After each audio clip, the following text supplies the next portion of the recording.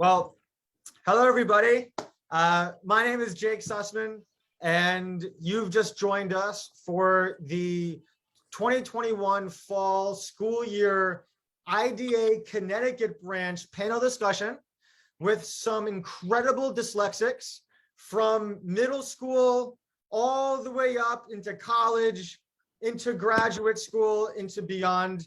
And tonight we're going to be going over all things dyslexia, from just talking about our experiences to some strategies that we all are using that are helping us get through school as dyslexics.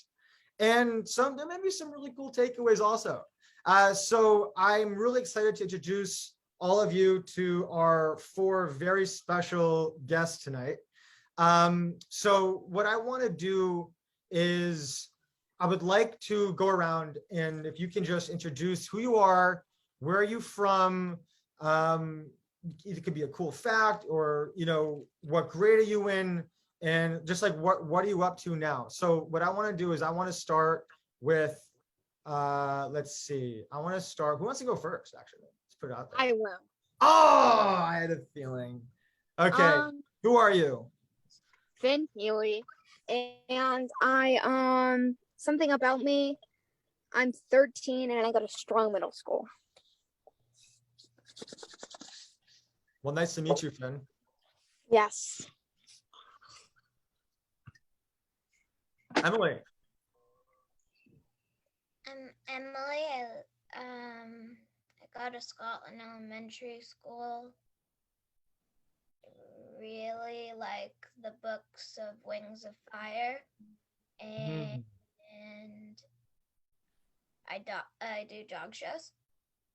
Whoa, you do dog shows? That's cool. We'll get into that in a little bit. That's awesome. Well, nice to meet you. Ashley?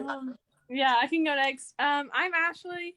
I'm 19 years old. I'm from St. George, Utah, and I'm currently in college and hair school, so I'm doing 2 educations. Well, nice to meet you, Ashley. Thank you. And last but not least. Hi, everyone. I'm Sean. I'm 26.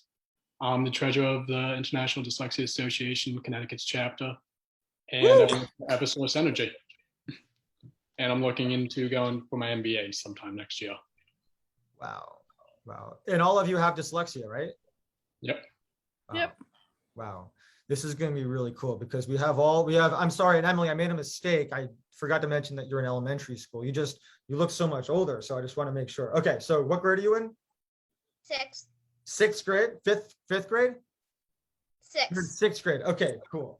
So we have all different schools. We have from elementary to middle to college and beyond, right?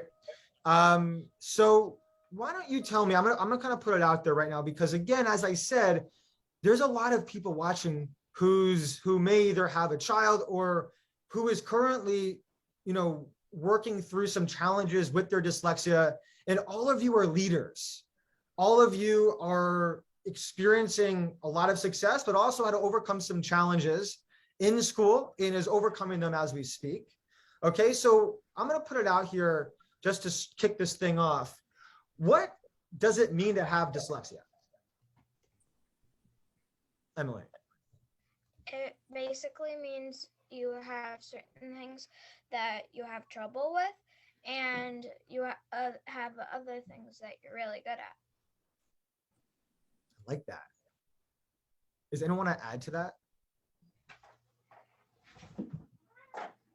I will a little bit. Dyslexia tends to affect people's ability to read and write a little bit, makes it putting all the long step processes in order. However, people with dyslexia tend to be better at, creative thinking and different problem solving skills. A lot of them show up in early years because, they have to figure out different ways to get around the reading and writing difficulties. So does that mean, where with your own individual dyslexia, because dyslexia impacts, people from an individual basis as well. What does that mean for you? So what are some of your, how does your brain work with having dyslexia? Is it the way that you process certain information? Tell me about your own personal experience. Ashley. So for me, my dyslexia mixes up words and letters. So my letters are flipped around either backwards or just they're like floating, and I have to like piece the words together. And then in doing that, comprehension is the hardest for me. It is really hard for me to read, know what I read, and then explain it.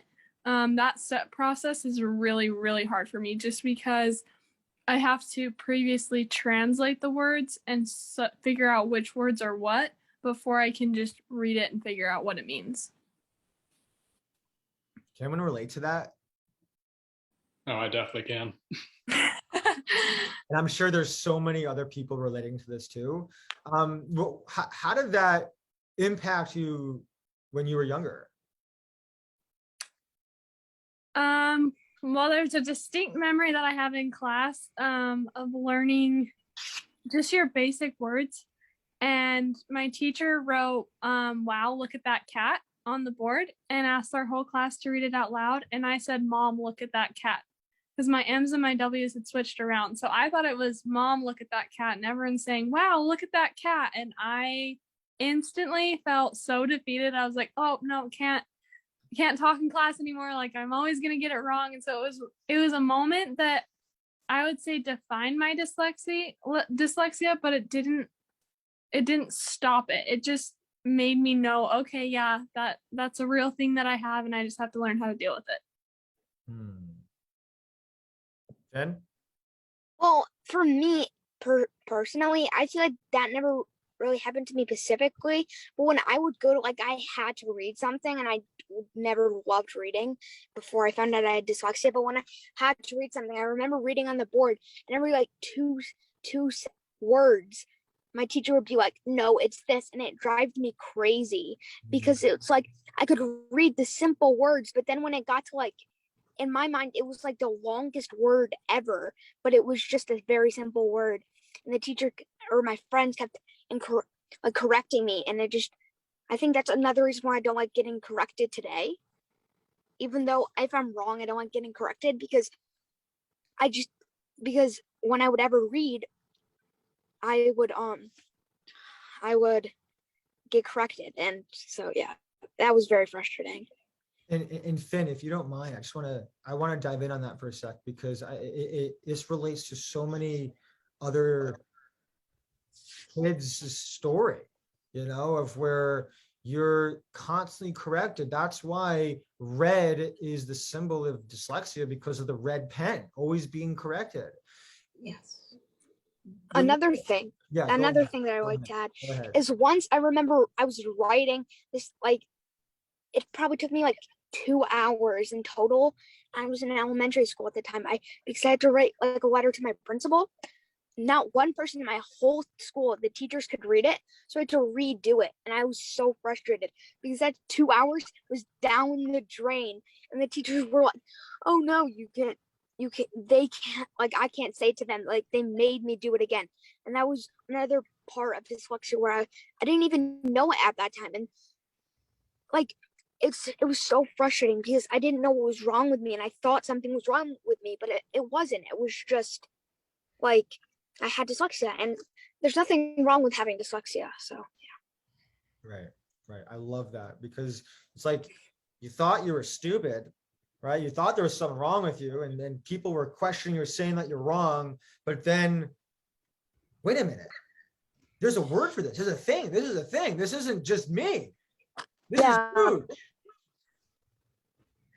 When you all found out that you had dyslexia, did you have a similar type of reaction? Or was it confusing? Did you not really know? What was it like when you first found out? And how old were you, Emily? I was in first grade when my mom got me tested for dyslexia, and then I knew it from since when I was really little. Wow. So as my mom knew something was up, And so I got tested for it, and since then I've gotten help, and it really helped me. And I'd hated reading, and now I love reading and a lot of different stuff that I used to not like. So you went from hating reading to now loving reading. Wow. What? How did that happen? A very, very special teacher. My favorite teacher, my special ed teacher. Do you remember her name? Oh, I still have her. I've had her since first grade. Wow. Do you know something that she's done that has helped you be more confident reading? I don't really know, but Think she's of that. Yeah. very amazing. You know, I think you're saying something pretty awesome. And for Sean and Ashley, I know Finn, you want to say something. Give me 1 sec. I just want to say this one point. Is what you're saying is it almost was like the relation. It was more than just, oh, I'm going to teach you how to read. Like it seems like that you have a really good relationship with her. Is that right? Wow. It's like when she took a minute to finally understand how you learned, then you were able to actually learn. No, it's actually, it was because she's my special ed teacher. So I go to her for in the mornings for reading with another kid in my class and we do Wilson. And so that really helps. That is, it is so inspiring, and I'm sure there's so many kids that are watching this that are now inspired, because it's possible to go from hating reading to now loving it. So Emily, thank you. Finn, you were trying to say something. Yeah, I feel like, I don't know if it's just like me and Emily, but I feel like most kids that have dyslexia had that one teacher that was just awesome and inspiring. And if like, she didn't really help me love reading or writing, but she just like, she didn't even have dyslexia or a dyslexia teacher, but she was just very supportive, and her daughter has dyslexia and so does her son. And so I feel like most of the people who have dyslexia, if they haven't, they will find that teacher that kind of just inspired them just to like move on and like just be okay with having dyslexia, I guess. Wow. Now, Ashley and Sean, did you both have that teacher also? Now, Ashley, well, yeah, Sean, go ahead. You were going to say something. Sorry. No, I've had a lot of good teachers along the way. Some of them were special ed teachers that really helped me. The ones that kind of stand out the most to me was a technology teacher who helped me get all my accommodations and the access to technology that I needed. And I was so fortunate to have her from 5th grade all the way up until I graduated high school. She was particularly great because since she knew me so long, she was able to kind of call me out on it whenever I was, not really giving it my best and letting the new teacher who I just met think that I knew less than I did. She really made it sure I was honest and was always, consistent from year to year and moving forward. Right. And I had another great teacher my freshman year of high school. I had her, a few times until senior year, who was my AP Gov teacher, one of the smartest ladies I've ever met. And that just gave me a lot of confidence going at the highest level of high school education, getting to take those classes and, have a teacher see what I can really do. Right, right. I'm seeing a correlation here. Ashley, I want you to share this because I know a little bit about your story. And, Emily she found out super early, but you, on the other hand, didn't. So what was, take us through that. Yeah, so my journey with my dyslexia is that I was told I had dyslexia in the 2nd grade. But after that, they didn't tell me anything else. They didn't tell me about 504s. They didn't tell me about all the help. They didn't tell me what was out there for me. And so they kind of just said, you have this. Good luck. Hope you survive. Like, don't be just a number in the system. So I just had to work my hardest. I worked twice as hard as all the other kids. And then I had that one teacher.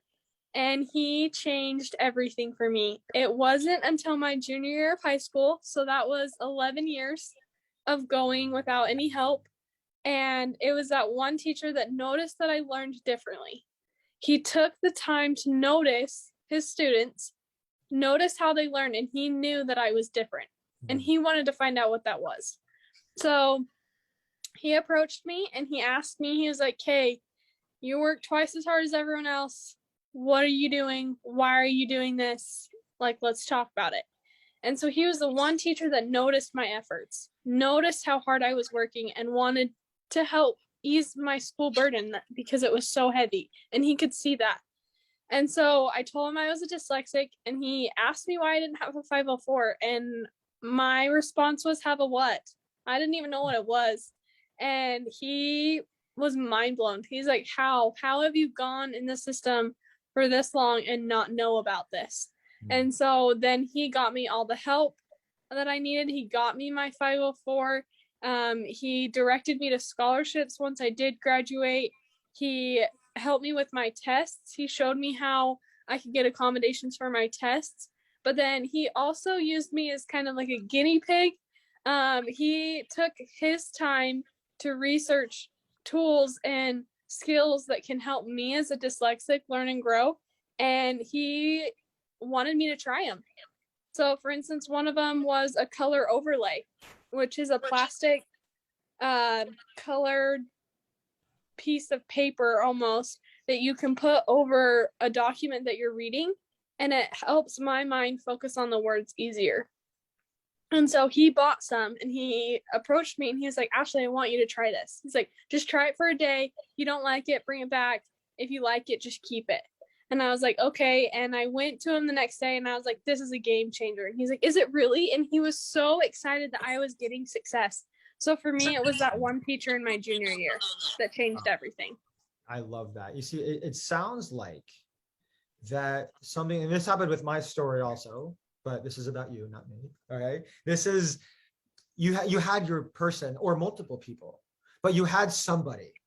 And I think for a lot of those who are watching this, that are in school right now, and we're starting to get settled into school and into a little bit of a groove, it's so important to find that person, whoever that is. But everyone needs that person. There's no way that you can captain a ship by yourself. It's not possible. You need a crew, right? And these teachers that all impacted you were part of that crew. They helped you steer the ship. And it's super inspiring. So really, thank you for sharing all of that. But definitely a big takeaway with this that I see is the importance of having your person, having that teacher, and leaning on them because they want to help. And yeah, I think it's just super important. So again, going with the fact that we're in school, what do you think are some strategies that have helped you in school with your dyslexia? Fen. I think something that helped me a lot, and I know this is like an obvious thing, but people don't really think of it. Whatever resources you get, like if you get like a special ed teacher, if you get anything, use it. Don't just like think, "Oh, this is so boring," or like if there's a teacher sitting in the back of your room, waiting for you to ask for help, ask for the help. Because it's such a simple thing, but you don't really think of it. And some people, like if you're shy, just try your hardest to ask the person for help. Because if you ask the person for help, 90% of the time they'll say yes. And it's a really good feeling too, to like stand up for yourself in a way and ask for help. Like I remember the first time I got like a person who sat in the back and like helped me. It was in 5th grade, and her name was Ms. Milky, and she literally changed the way that she changed my learning ways, because she would help me write stuff down. She would help me read stuff. And it was so helpful. And to be able to use that is just use your resources as much as possible, because it is such an important thing, but you don't really think of it. So yeah. So don't be afraid to ask for help and use your resources. Yes. I love it.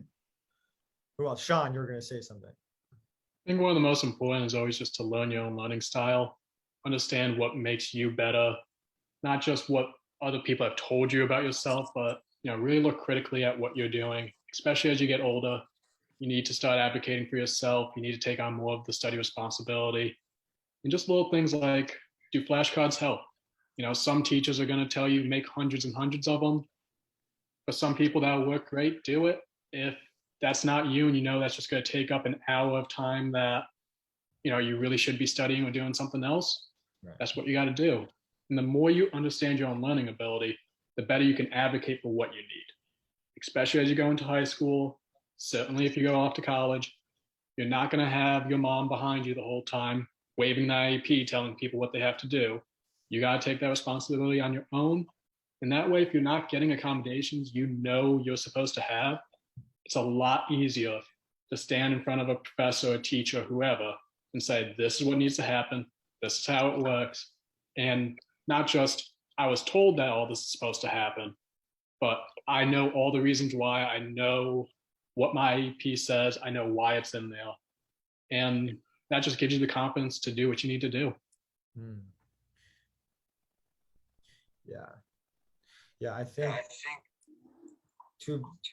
to be able to know how to even advocate for yourself could be challenging, right? To know what to say, like what, and we're going to continue this circle because I want to hear from Emily and Ashley some of the strategies, but I want to just do a diverge for a sec. Like, what would you say for someone that may not know how do I go to my teacher and not sound like a teacher's pet and ask for help or to be able to say how I learn? What, Sean, you want to continue that, or unless someone else wanted it? Yeah. I do have one example kind of like this. Sure.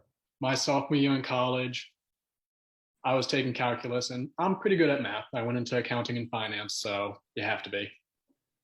But that one professor wanted everything done an exact way. And when it comes to math, I get the right answer, but I don't do it the traditional way. I tend to skip a lot of steps. So he kept marking me down all my homeworks and all my tests and quizzes, saying that, I'm not showing my work. Are you looking the answers up online? What's going on here? I ended up bringing one of my roommates who was a school-sponsored tutor who had seen me do the homework.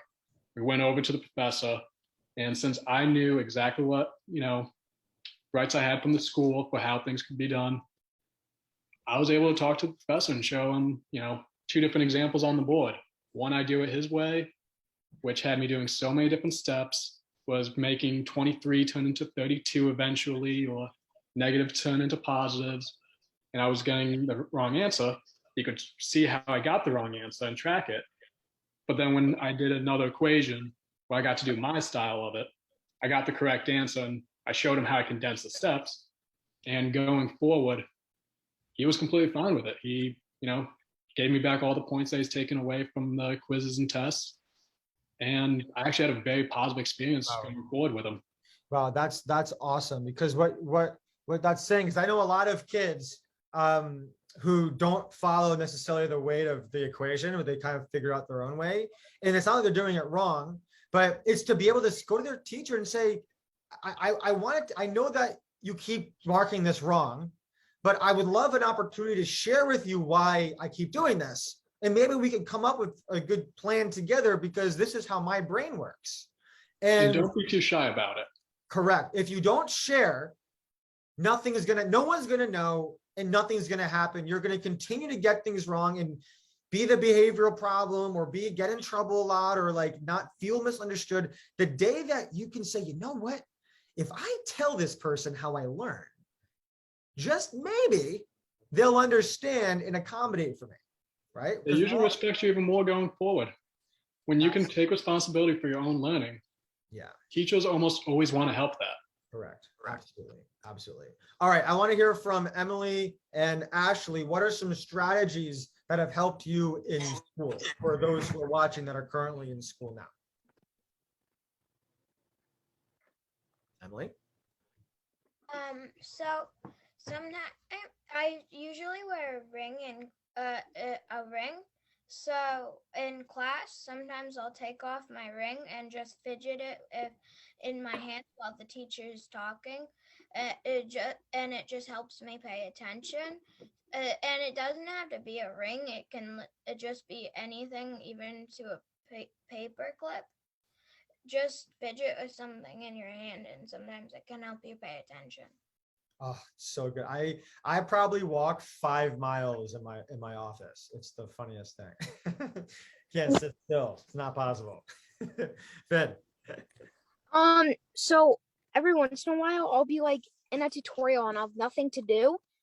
And like maybe 15 minutes right before I'm done, I just start pacing and I don't even think about it. I'm just pacing and I'm just like I don't know what to do. And I was sometimes I'll like fidget with my pencil and I'll just drop it on the floor and everybody will look at me in my class and I'm just like I just don't know what to say because I'm just fidgeting with papers, pencils. Like it's like a habit that like right now I'm fidgeting with this Febreze Febreze little can, and I'm like it's like something that I don't even think of. And I mean obviously like the toy fidgets, they can be like very distracting for me.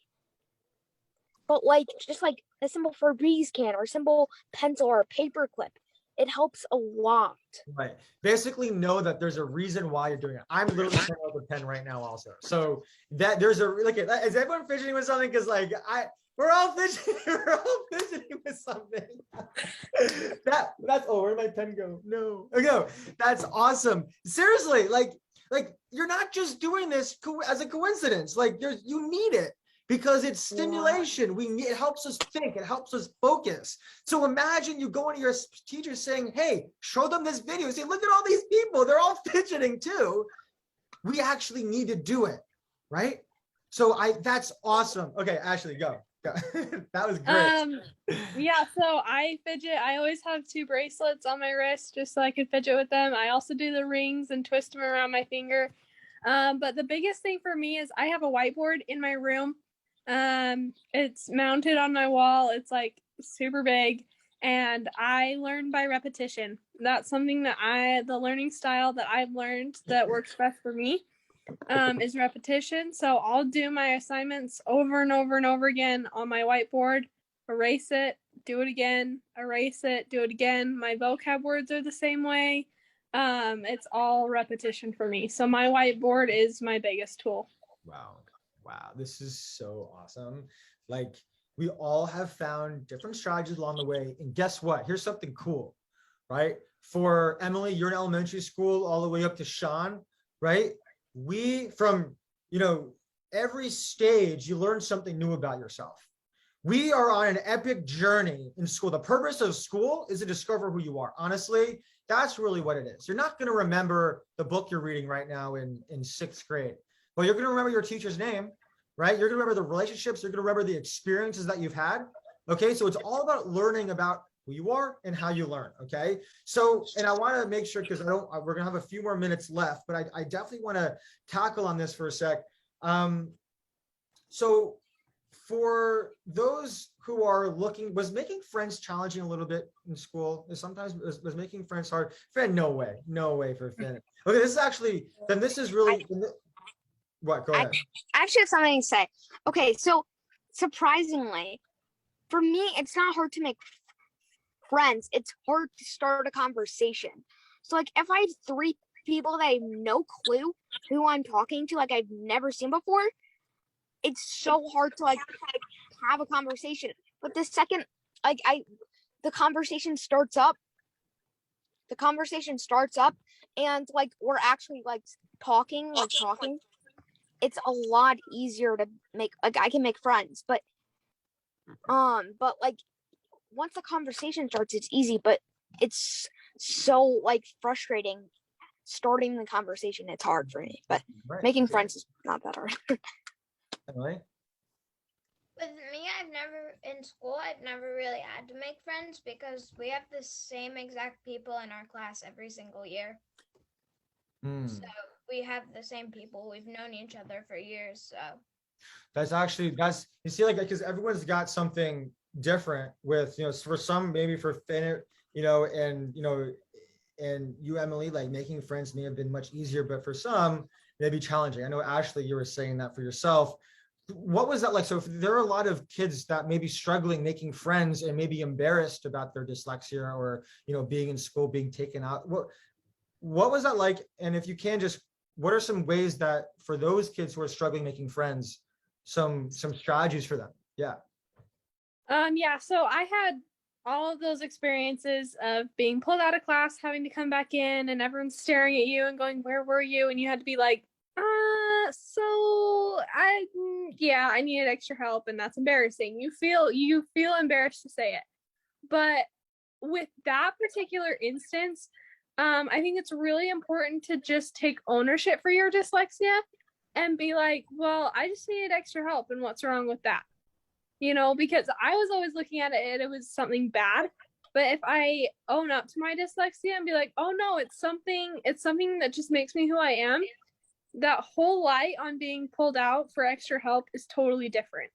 So with being pulled out of class, my biggest thing is just how you're looking at it. If you're looking at it like it's embarrassing, yeah, it's going to be embarrassing. But if you're going back going, oh, I needed that, it changes the whole light. However, with that, making friends for me was really hard because I, growing up, felt like I had to hide my dyslexia. And hiding something that's such a big part of you, I would say I was hiding from myself. And that's really hard to make friends if you're hiding from yourself. And so I think the biggest thing with making friends is getting over that hump of, I have dyslexia, it's okay, and I thank my dyslexia. I can now say that I can thank my dyslexia, and it's actually a friend rather than an enemy. I love that. Sean, did you have to add anything? Did you want to add anything to that? For me, there wasn't as much of an issue with that growing up. That's also because I knew I was dyslexic pretty early. There wasn't really anything that ever had a stigma to it. My mom was a special ed teacher. My dad was dyslexic, so it's always kind of in the cards. Yeah. Totally. And since I grew up in a small town, there wasn't much of an issue with it. Everyone already knew me. It's not like anything changed when I found out officially in 3rd or 4th grade. Right. Wow. Yeah. Hey, Finn, did you want to say something? Yeah. So anybody who's like embarrassed about it, once you can embrace it, which for me, it was pretty young. Once you can embrace it, like what they said, how it's super hard to like start a conversation. It is like once you embrace it, it is a conversation starter. If you really think about it, you'd be like if someone's having a hard time reading, but they're not like dyslexic, you could be like, hi, I have dyslexia. I have a hard time reading too. And or even if they don't have a hard time reading, if they're great at reading, you can be like, I'm dyslexic. Can you help me with reading? Or can we just like sit next to each other so I can ask you questions instead of having to ask the teacher? Like, it is a good conversation starter. Wow. I think what everyone is saying here, whether making friends was easy or not, right? I think it's important to recognize, going back to the beginning, that we're in school now, right? And there are other classmates, you have other classmates who also have dyslexia that either know it or not, right? And to be able to share that experience with someone else doesn't mean that you have some problem. And it actually is like a cool club, in my opinion. It's like a superpower. And this is going to kind of lead me to my last question: is is dyslexia a superpower? What does that mean to you when I say dyslexia and superpower? And do you think you have one? And if you disagree, that's also okay too, because this is part of the conversation. Okay, Emily. I don't exactly view it as a superpower, but I view it as a part of your personality, a part of you. Like, you wouldn't be the same person without it. Oh gosh, So all of your answers are amazing. I think it's not a bad thing. It's an amazing thing. I love that. Thank you for sharing that, Emma. Ben. But for me, I feel like dyslexia, I would consider it somewhat a superpower, but for me, I would consider more of a superpower is ADHD. Because I feel like not everybody, but I feel like people with ADHD, people that have ADHD, or people who have dyslexia sometimes have ADHD. And I feel like that's more of a superpower because you're so hyper that everybody thinks you're in a good, I mean, I guess this isn't a good thing, but you're so hyper that like people can think you're super happy all the time, but sometimes you're not. And that can be a little frustrating, but yeah. I like what you're saying. I think, and I'm going to give my thoughts at the end, so I'm going to let everyone kind of go around, and then we'll close it up. But Sean, Ashley, do you want to comment on that? I'll go. It kind of became more of an advantage as I got older, especially in college. In high school, I felt like I was the one who had to work twice as hard to get half the distance because I had to go from one subject to the next, and every class was supposed to assign like an hour of homework or so a night, which for me, that was double. Yeah. And it just didn't go well. However, once I got to college, I started to get to focus on the subjects I actually enjoyed. Because there were always some subjects I actually liked learning. I still love learning.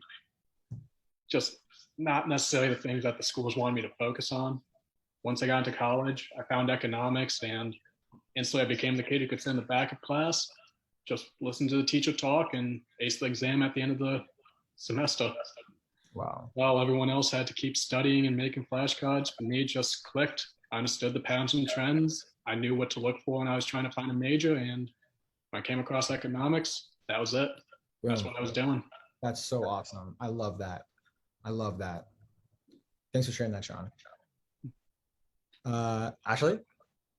I think Sean summed it up perfectly from like the high school and beyond. One thing for me though, for any age, I feel like dyslexia is a superpower just because it helps you understand yourself so well. And that's why Sean was able to pick economics and know it and do it and so good at it, is because he's had to grow up knowing himself, knowing how he learns, knowing his interests, knowing what works for him and what doesn't. So I feel like dyslexia teaches you to learn about yourself so well at such a young age to where you can go through life going, yeah, this is who I am, this is how I learn, and this is what I'm good at. When if it weren't for my dyslexia, I don't know when in my life I would have learned all this about me. So. Wow. That is all of your answers were incredible to close this off, because I think what I'm seeing here is that, we're talking about it as, maybe a superpower, it is a superpower, but at the end of the day, it's understanding who you are. Every superhero, they had to understand what their strengths and challenges were. We are no different. We have strengths and challenges, and all of us learn differently. Even if we all have dyslexia, every brain is different. No brain is unique. No brain is the same. Every brain is unique, excuse me, right? So I think as we're going through school, and for all of you watching whose kids, or if yourself is going through school, our mission, we have this epic mission, and that's to understand how we learn. Because once we figure that out, just like what happened to Sean, once we figure that out, we're going to know what we want to do, what gets us excited, what we're passionate about, what we don't want to do, right? You could go from hating reading to loving reading. You could go from not thinking that there's something wrong with you, that you're stupid, incapable, to realizing that you have a gift. In all of those years of suffering in school, all of a sudden makes sense. And now you have something to work towards. At the end of the day, we have to understand how we learn, and all of your strategies that you helped share, I will tell you right now, impacted someone watching this. Someone needed to hear your words and it changed their life. So that goes to show the power of sharing, right? For those of you watching, don't hold back, share. We gotta keep sharing, because the more you share, the more others will start to learn about you. The less you'll feel like a victim, the less you'll feel like you're broken, the more you'll start to take control of how you learn, right?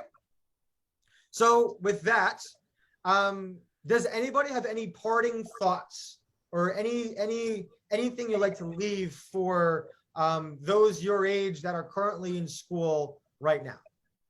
You don't have to share. If you have something great, if not, we're going to close this up.